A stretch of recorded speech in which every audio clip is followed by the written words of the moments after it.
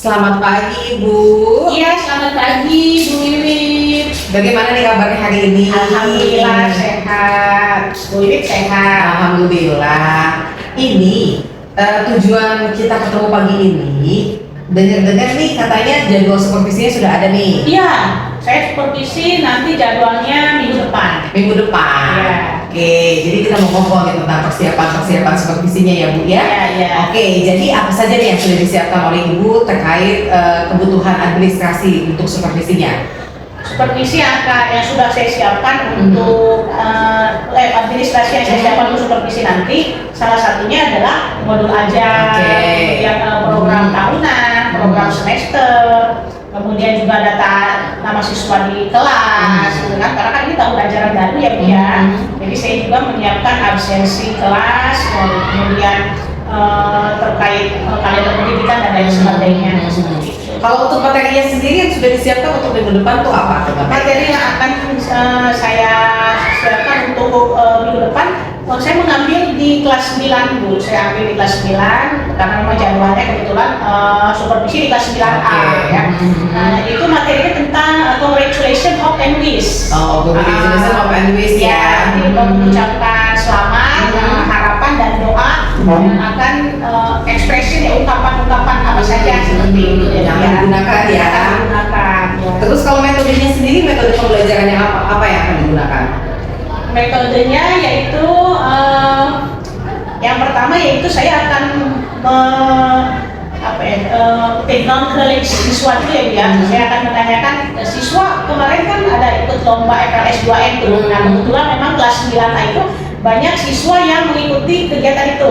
Jadi saya akan menggali informasi siapa siswa yang telah mendapatkan juara. Jadi spontan saya akan mengucapkan selamat dalam bahasa Inggris. Nah kemudian diiringi oleh hope and wish, harapan dan doa kedepannya untuk siswa tersebut. Gitu. Nanti setelah itu baru nanti kita berikan LKPD gitu. LKPD-nya nanti ada pembentukan kelompok atau hanya setting kelas secara umum yang biasa saja? Untuk yang supervisi, karena memang waktunya terbatas hanya 2 JP ya Bu ya. Nanti sebetulnya banyak, nanti sudah saya siapkan LKPD itu banyak. Ada yang kelompok, kemudian ada yang paid work, ada juga yang individual. Jadi untuk yang pertama saya akan yang kelompok dulu. Yang kelompok dulu, yang terdiri dari berapa orang? Yang terdiri dari 4 orang. 4 orang. Ya. Kalau kelompoknya sendiri dibentuk berdasarkan apa Bu? Kelompoknya sendiri saya bentuk berdasarkan random aja Bu. Oh, di random. Random aja. Jadi tidak ada pemilihan khusus gitu ya? Ya, cuman random kelas, random group saja. Ya, random. Oke, kemudian untuk penilaiannya sendiri, untuk assessmentnya, assessment seperti apa yang akan dilakukan untuk supervisi nanti? Tadi kan baru berkelompok ya, nah nanti untuk assessment individualnya apa ya? Untuk yang individualnya saya akan mengambil skillnya itu listening sama speaking. Jadi bagaimana siswa ketika saya mengucapkan siswa sampai bisa mengucapkan selamat kepada temannya yang telah get achievement gitu, yang telah mendapatkan suatu pencapaian gitu. Seperti itu. Seperti itu ya. Jadi ada penilaian kelompok, kemudian ada penilaian individu juga. Oke. Nah untuk daya dukung sendiri nih, benda-benda apa atau alat-alat apa yang akan digunakan, yang akan dipinjam misalnya dari sekolah butuh yang hal-hal seperti itu? Iya, saya akan ya seperti biasa Bu ya, nanti di ruang kelas saya akan menggunakan Infocus ya, laptop seperti biasa gitu. Kemudian saya akan menampilkan beberapa video-video yang berhubungan dengan ungkapan-ungkapan, contoh-contoh beberapa siswa yang telah mendapatkan juara, ya achievement gitu ya. Jadi kan siswa tuh sampai betul, oh iya ternyata pengucapan selamat tuh konsepnya seperti ini gitu. Oke. Nah menurut Ibu nih ya, dari range 1 sampai 5 dari segi kesiapan sudah berapa nih di poin 1 sampai 5 udah nyampe mana kesiapannya untuk nanti minggu depan supervisi? Insya Allah ya, di rank 4,5, hampir 5 seperti itu ya. Oke. Nah, berarti yang masih 0,5-nya apa nih yang belum nih? 0,5-nya itu di apa ya? Kadang ini karena kelas baru ya biar saya tuh kadang punya apa ya? Ada sedikit nervous aja gitu. Nggak bisa dipungkiri walaupun misalnya emang udah mengajar grogi sih tetap yang namanya dilihatin sama kepala sekolah gitu ya, karena kemudian oleh pengawas, itu saja sih. Itu aja ya, cuma nervousnya ya, cuma nervous doang.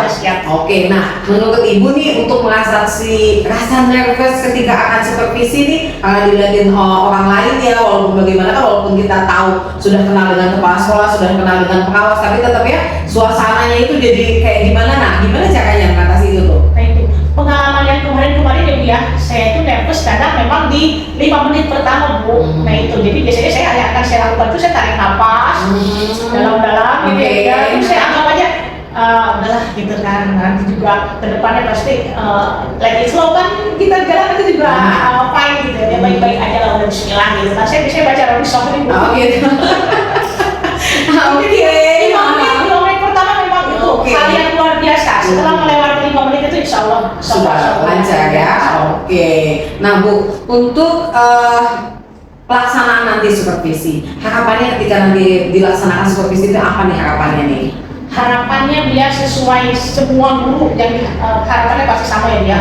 Yang satu memang semua dokumentasi sesuai gitu kan, kemudian berjalan dengan lancar, kemudian siswa juga peserta didik juga bisa memahami apa yang saya sampaikan gitu. Terus begitu pula dengan kepala sekolah dan pengawas juga bisa apa ya maksudnya sama-sama berjalan dengan baik lah. Berjalan dengan baik ya. Kalau misalnya nih sesudah supervisi kemudian dilaksanakan proses refleksi ya, refleksi seperti apa yang ibu harapkan dari kepala sekolah yang bisa diberikan sama kepala sekolah ke ibu gitu, refleksi yang seperti apa yang akan didengar?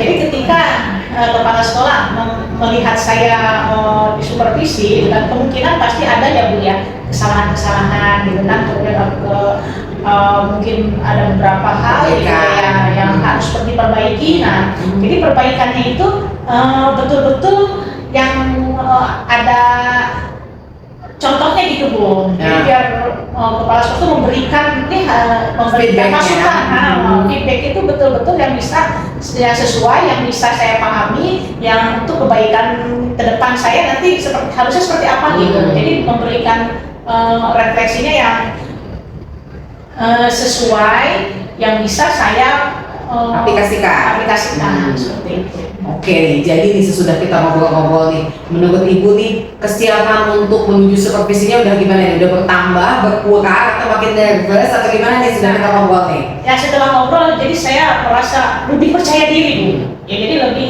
yang tadinya 4,5 kayak sekarang udah 5. Sudah 5 gitu, jadi sudah ready to go gitu ya. Sudah ready to go gitu ya. Finally ya Bu ya, lalu kita harus melewati ini gitu kan. Prasyarat ya untuk kelengkapan administrasi. Jadi kedepannya itu inginnya dapat refleksi yang membangun, yang bisa membahayakan. Kemudian refleksi yang diberikan oleh kepala sekolah itu inginnya memang bisa diaplikasikan dalam pembelajaran sehari-hari, dan tentu saja ingin refleksi itu diberikan dengan cara yang positif gitu. Seperti itu ya. Jadi mudah-mudahan lancar supervisinya minggu depan. Oke, semangat untuk supervisinya. Terima kasih atas waktunya. Sama-sama Ibu.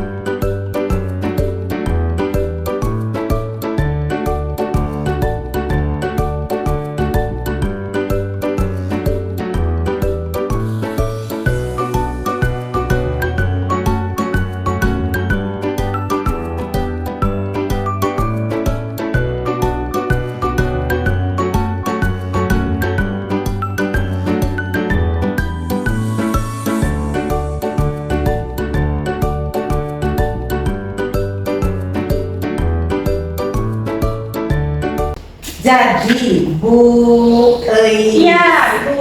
gimana perasaannya nih sesudah melaksanakan supervisi kelas tadi? Alhamdulillah ya Bu ya, tadi melaksanakan supervisi dengan materi Congratulations Hope and Wish di kelas 9A. Alhamdulillah berjalan dengan lancar, walaupun memang sedikit ada kendala ya Bu ya, seperti itu. Nah, tadi waktu sebelumnya kan waktu percakapan observasi kita itu rencana kan mau menggunakan Infocus tuh buat Iya, medianya. nah itu Kenapa ini tidak dikeluarkan tuh Infocusnya? Nah itu Bu, makanya mungkin salah apa ya, saya tuh kemarin salah jadwal ya Bu ya, karena kan kemarin tuh minta ada Infocus, ternyata Infocusnya kebetulan hari ini emang kegiatan parenting di 3 kelas, jadi 3 Infocus itu dipakai semua di 3 ruangan di kelas 7 seperti itu. Oke. Jadinya itulah salah satu kendalanya dari tidak menggunakan Infocus. Oke, terus jadi cara mengatasinya tadi gimana tuh? Ya akhirnya ya karena tidak ada fokus ya udah akhirnya kita ganti metode ya Bu ya. Akhirnya ya udah kita menjelaskan dengan menggunakan whiteboard, kemudian yang penting kan insya konsep nyampe ke anak gitu. Nah, kemudian saya langsung praktis, anak langsung ke depan mempraktekkan konsep yang telah saya sampaikan ke anak-anak seperti itu. Apakah hal itu bisa mengatasi masalah yang muncul karena tidak ada yang fokus menurut Ibu tuh?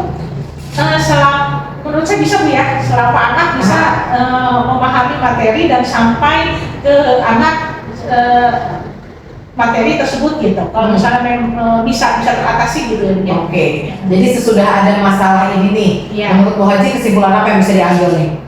Nah jadi kesimpulannya adalah ketika ada masalah, jadi seorang guru tuh harus segera mengakomodir gitu ya, mengakomodir bagaimana masalah itu bisa terselesaikan dengan baik dengan tidak mengesampingkan pemahaman siswa seperti itu Bu. Kalau misalnya tadi tuh kayak tadi kan Infocus yang nggak ada, padahal Iya. udah mau pakai Infocus, udah prepare, udah siap gitu, tiba-tiba nggak ada gitu kan, akhirnya di kopnya seperti apa tuh?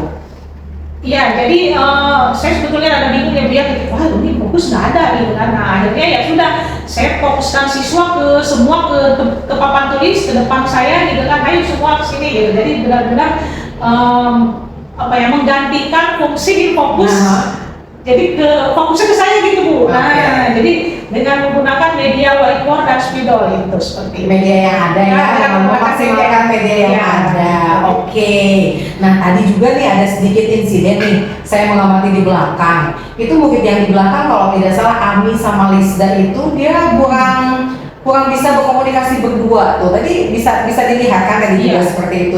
Nah itu menurut Ibu tuh kenapa bisa timbul masalah seperti itu? Iya. Jadi awalnya kan saya memang membuat pekerjaan berkelompok itu kan memang berdasarkan kemampuan siswa ya Bu ya. Gitu. Jadi memang supaya oh ya ini jadi biar sama-sama bisa memahami gitu antara dua individu tersebut gitu. Ternyata memang mereka dua-duanya memang karena pertama mungkin duduk di belakang, nah terus yang kedua memang mereka sedikit pemalu gitu kan. Jadi mereka bingung untuk menyampaikan aspirasi di dalam hatinya mereka gitu. Jadi memang nanti seperti itu sih Bu ya, saya lihat ya. Jadi memang untuk mengatasi hal seperti itu untuk tidak terjadi lagi di kelas di pertemuan berikutnya itu kira-kira mau diapain tuh? Mau pakai strategi pembelajaran yang seperti apa tuh? Nah mungkin nanti saya akan rubah kelompoknya, akan saya rubah gitu Bu ya. Jadi nanti akan saya penunjukannya berbeda, jadi tidak yang kemarin gitu. Jadi saya akan mengkelompokkan, mengklasifikasikan jadi seperti misalnya anak yang aktif dengan sedikit tidak aktif gitu. Kemudian anak yang sedikit tidak aktif dengan yang aktif gitu kan. Jadi harus saling heterogen. Jadi kelompok yang tidak memiliki kemampuan yang sama justru dicampur ya, jangan yang diam dengan yang diam, terus yang bawel dengan yang bawel. Jadi harus dikembang, di mix dulu. Terus kalau misalnya menurut Bu Haji ya, untuk strategi pembelajaran sendiri tadi kan menggunakan strategi berpasangan tuh. Kalau misalnya is it possible to use other strategies in teaching misalnya gitu kan untuk mengajarkan congratulations, hope and wish. Kalau tadi kan berpasangan nih. Menurut Bu Haji nih untuk kedepannya nih strategi pembelajaran seperti apa yang bisa digunakan? Nah selain paid work bisa juga pekerjaannya nanti secara berkelompok juga bisa. Jadi nanti misalnya saya akan memberikan gambar misalnya ya. Jadi gambar itu ketika anak mendapatkan achievement misalnya number one misalnya the winner number one, nanti nanti anak bisa berkelompok itu membuat suatu ucapan selamat, kira-kira ini seperti apa gitu, ucapan yang cocok dengan gambar tersebut gitu. Seperti itu. Jadi nanti per kelompok. Itu per kelompok diberikan gambar, apakah gambarnya itu akan sama atau berbeda? Berbeda. Berbeda ya. Kelompok berbeda. Nanti setelah itu baru dipresentasikan ke depan gitu. Kenapa tuh harus diberikan gambar yang berbeda? Supaya nanti banyak nanti anak bisa mendapatkan ucapan selamat yang berbeda-beda dari tiap kelompok. Yang berbeda-beda gitu ya. Oke, dengan kemampuan anak yang berbeda, kemudian anak juga bisa menghasilkan ucapan selamat yang beragam, dan berarti juga bisa menghasilkan produk yang beragam. Iya. Satu yang mau saya katakan, untuk praktek seperti itu sudah termasuk ke dalam diferensiasi konten. Jadi materinya sudah berhasil Ibu bedakan. Kalau selama ini kan belum pernah mencoba, nah ternyata tanpa disadari Ibu sudah mempraktekkan pembelajaran berdiferensiasi di kelas. Itu sudah muncul dua diferensiasi. Yang pertama adalah konten, karena membedakan materi yang diberikan. Kemudian karena kontennya berbeda, produknya pun of course akan berbeda. Nah, Bu Haji, berkaitan dengan pembelajaran berdiferensiasi di kelas, untuk kedepannya nih, kira-kira mau nyobain apa enggak nih untuk pembelajaran diferensiasi? Kan seperti yang sudah kita ketahui ya, di kurikulum Merdeka ini pembelajaran berdiferensiasi itu kan dimaksudkan untuk menjembatani perbedaan individu di dalam kelas. Oke. Kalau misalnya selama ini memang belum pernah dipraktekkan karena tidak menyadari ini, tadi sudah saya beri sedikit masukan untuk kedepannya nih, apakah ingin mencoba, ingin lebih mengeksplor? Ya tentu saja Bu. Jadi setelah berbicara seperti ini dengan Ibu, jadi saya terbuka, oh ya jadi memang anak itu butuh diferensiasi ya Bu ya. Jadi supaya ada banyak keberagaman gitu kan, itu butuh. Jadi nanti kedepannya saya akan menerapkan hal yang seperti ini gitu. Oke. Nah untuk penerapan ini nih, selama ini kan sumber belajarnya masih kurang nih Bu Haji, paling kan baru mengerjakan PNN, pelatihan mandiri pun kan sumbernya sangat kurang sekali nih. Rencananya untuk kedepannya nih, siapa nih yang mau diajak buat kolaborasi nih untuk mempelajari pembelajaran berdiferensiasi? Kalau saya sih ya sudah jelas guru sejawat ya, yaitu sama guru bahasa Inggris ya, baik yang ngajar di kelas 7 dan di kelas 8. Jadi kita bisa bareng-bareng, kita bisa sharing gitu. Itu yang pertama. Terus yang kedua, ya guru yang ada di sekolah aja dulu gitu Bu. Yang lain ya? Yang lainnya gitu, mata pelajaran yang lainnya. Apalagi kan kita punya kombel ya. Kita ada kombel.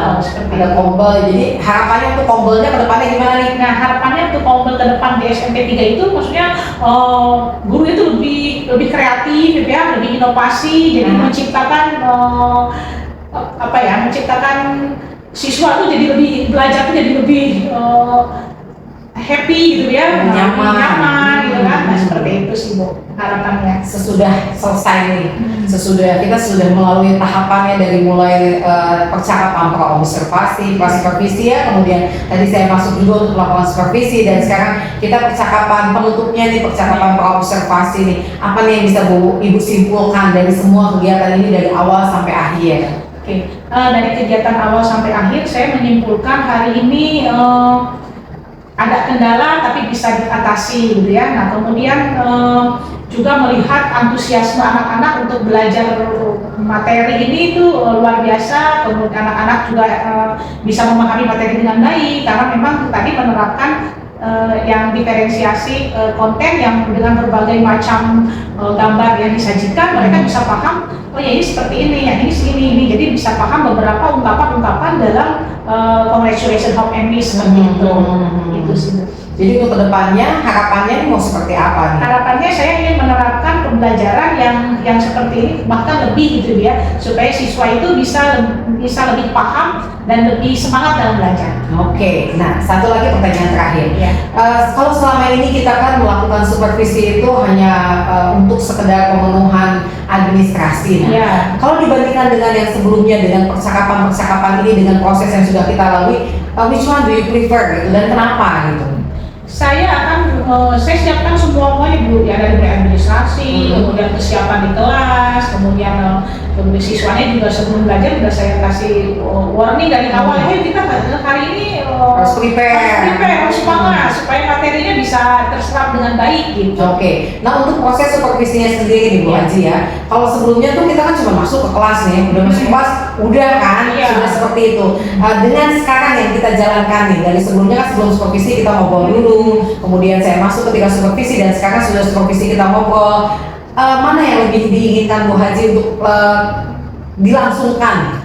Yang sekarang Bu, yang model sekarang. Yang model sekarang, jadi saya bisa paham, bisa tahu di mana kekurangan saya, kemudian apa yang harus saya perbaiki ke depannya. Nah kemudian siswa juga, jadi saya bisa paham, oh ya kondisi siswa seperti ini. Jadi ketika ibu melihat, jadi kita sharing gitu ya. Jadi oh iya, ini nih yang dibutuhkan oleh siswa nih, ini nih yang dibutuhkan oleh saya sebagai pendidik di kelas gitu, seperti itu. Jadi gimana nih? Sudah happy, sudah tenang sekarang, sudah selesai. Happy dan syukur alhamdulillah. Hari ini sudah banyak saya mendapatkan ilmu dari Bu Wiwin, sudah sharing, sudah mendapatkan semuanya, sudah alhamdulillah. Terima kasih atas waktunya. Sama-sama.